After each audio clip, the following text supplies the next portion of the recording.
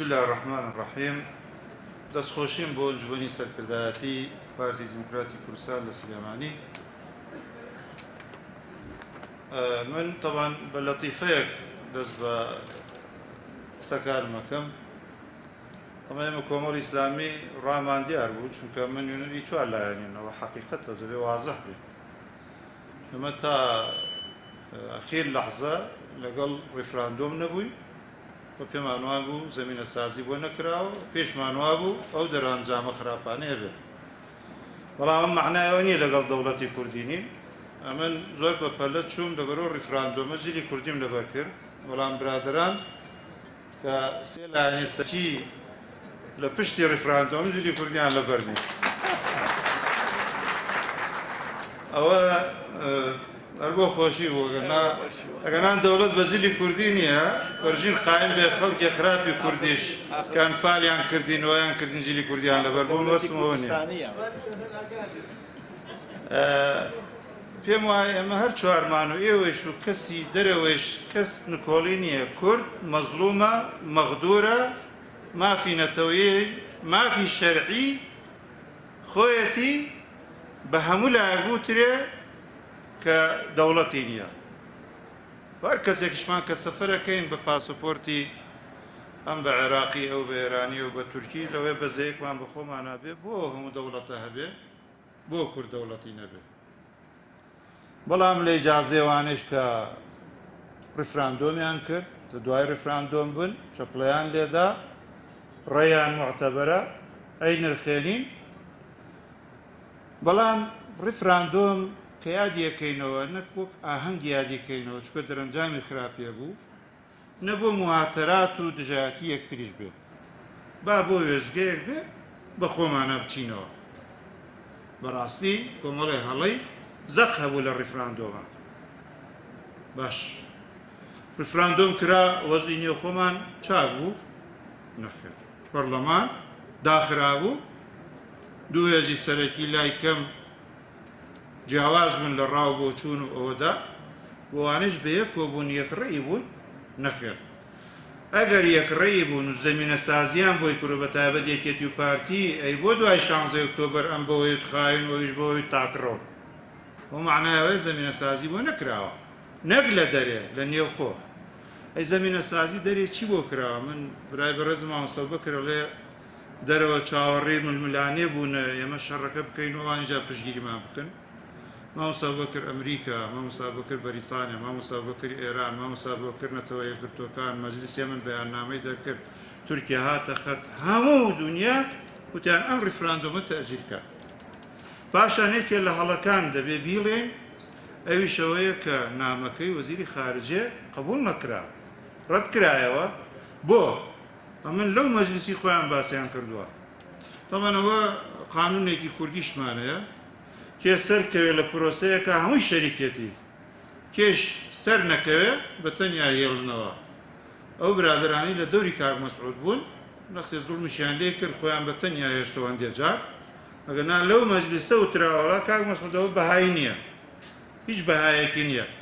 کیانی سەهیۆنی بە وەعدی بلفۆر کە نامەیەکی وەزیری خارجی بەریتانیایە دەستی پێ کرد و ئەو دەوڵەتە دروست بوو. لەبەرەوە ئەو نامەیە بۆ خۆی کە ئیهمال کرا لەبەر چاو نەگیرا، کە 2 ساڵ داوایان لێ کردین سەبرکەین و لەگەڵ عێراقا بکەونە گفتووە چاوە، ئەوەیش هەڵەیەکی کوشندە بوو کە ئێمە گوێمان لێ نەگرت.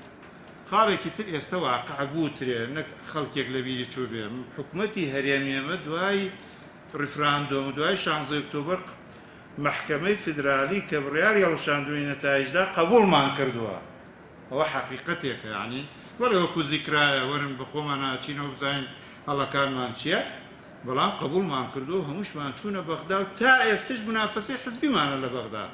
خۆ تا ئێستەش بە ئەجندایەک و بە استراتیژیەکی جوان و نین لە بەغدا و لەسەر پۆستیش شەڕمانەوە. ئەوە حەقیقەت و واقعەکە.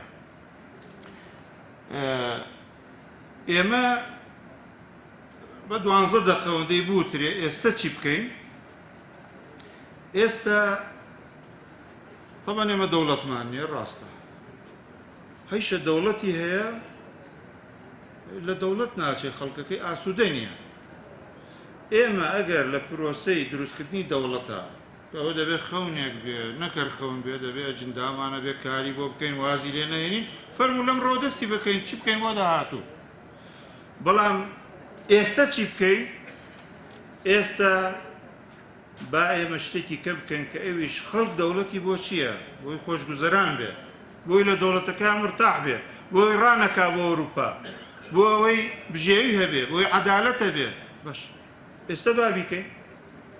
ئێستا بە ئەم حکومەتە کابینە نوێیە فەرموون کێ دەستی گرتوون چاکسازی بکەن کە چاکسازی کرا خەڵکی کوردستان وەکۆیە نیمچە دەوڵەتێکێ بێ دڵخۆشە بێ خەڵکی گەرانە ناڕەحەتە لە حزبە سیاسیەکان لەو گەندەڵەیە کە هەیە بەس بەڵێ ئەوترێ چاکسازیەکرێت. من زۆری شەبینم لێرە و لێ قساکرێ من یەک داوامەیە چاکسازی وا بکرێ وەکو چۆن کابراڵێن ئەمە گوێت کامێڵێ ئەمەیە ئەشتوانێ بڵێ ئەمەیە. چاکسازی ڕێگاکەی ڕوون و ئاشکرای بە حەقیقەت دەرفەتیش لە بەردەم کاک مەسعودا من لێرەوە یڵێم بە ڕێزە زۆر گەورە ئێستەیش ئێستا دەرفەتی لە پێشە ئەگەر لە هەلێکا بۆ دەوڵەتی کوردی سەرنەکەوت ئێستا هەلی لە بەردەستە بۆ چاکسازی کوڕەکەی سەرۆکی حکومەتە برازاکەی سەرۆکی هەرێمە زۆر چاکە باشتر بە قسەیەکەن. ئێستا با بچینە تاریخەوە هەر کەسێ بیۆ خزمەتی ئەم ملەتە بکا بە چاکسازی دامەزراوی چاکمانە بێ پەرلەمانێکی ئازادمانە بێ فەرمون لەگەڵ بەغدا هەمومان با بە یەک و یەک دەنگ بین لێ لەسەر ئەنجیدایەک و استراتیژێتێکی جوان فەرمون دەست پێ بکەین. ئەو کاتیش ئەم ساڵنە ساڵێک کە دو ساڵی کە سێ ساڵی کە بزانین دەرفەتێ بێتە پێش کە ئێمە ئەم جارە چۆن هەنگاو بنین. وەڵام ئەمن هەندێک جار گوێم لەوێ بێ مەسەڵەن زۆر جار بە ئێمە ئیسلامەکە نەوترایەوە زۆر اعتیبار بۆ دەرێدانانن ئێستا بینیم ئێوەش اعتیبار بۆ دەرێدانانن. خوێندمانە لە یاسا سێ بنەمایە بۆ دەوڵەت گەل و خاک و سیستەم بەڵام ئەڵێن فقهای قانون لەسەرەوەن شتێکی کە هەیە کە اعترافی نێودەوڵەتیە لە هەرسێکیان گرنگترە. چۆن ئێمە اعترافی نێودەوڵەتیش بە عیلاقات و بە خۆداچوونەوە و بەوەدا کە جارێکی کە هەر پرسێکی ترمان لەم وەکو ڕفراندۆم دەست پێ کرد ئێمە تێدا سەرکەوتوو بین ئەم جارش دەبێت شتی کە بکەین دەبێت بیر لەوە نەکەین و ڕاپرسی بکەین ئەگەر بمانێت دەوڵەتمان بێت دەبێت بیر لە خاڵی کە و هەلەکان بخۆزینەوە. هەندێک جار هەلی باشتر لە پێش بووە ئێمە بەغامان دروست کردوێتەوە ئێمەی کورد لە بەغدا بووینە ڕوومان لە بەغدا کردو لە بەغدا دانیشتوینە ئەو کات هەل لە پێشتر بووە نەمان کردووە ئەو کات خەڵکی تر مەسەلەن گەل بەڵێ. ئەمن یەک شت ئەخیر قسەم ئەوشەوەیە کە ئێمە مەیوست نەبین و یائس صفەتی خەڵکی بسڵمان ملەتی ئێمەش ملەتێکی بسڵمانە نییە مافێکی خۆمان ئەمڕۆنا ئینشاءڵڵا لە داهاتوودا نزیک دوور کاری بۆ بکەین پێی بکەین چ خوای گەورە فەرمێن نەولایە ئەسو من ڕەوح الله إلا القوم الكافرون والسلام عليكم ورحمة الله.